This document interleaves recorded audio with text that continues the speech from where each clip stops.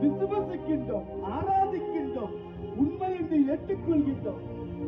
அந்த முதியவர்கள் நலமோடும் வளமோடும் எல்லா ஆசீர்வாதத்தோடும் இன்னும் மகிழ்ச்சியோடும் இருக்க வேண்டும்.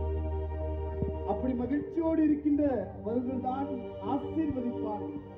நீர் பிறருக்கு ஆசீர்வாதமாய் இருப்பாய் என்று சொன்ன வார்த்தைக்கேற்ப எங்களுக்கு ஆசீர்வாதமாய் இருக்கின்ற எங்களுடைய பெற்றோர்கள், பெரியவர்கள், தாத்தா, பாட்டிகள் இவர்கள் எந்த சூழ்நிலையிலும் கைவிட்டு விடப்பட்டோம் என்று நினைக்கக்கூடிய அடிப்படையிலே நாங்கள் இருந்து விடக்கூடாது.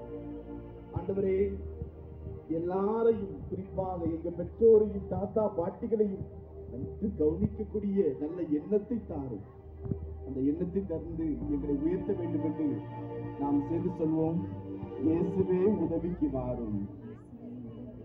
நான் நோயுற்று என் நினைவு என் உடல் செயலாட்டம் மறுக்கும் பொழுது இயேசுவே உதவிக்கு வாரும். இயேசு உதவிக்கு வருகின்றார் என்ற நம்பிக்கையோடு பாடல் பாடும். 40 ரூபா.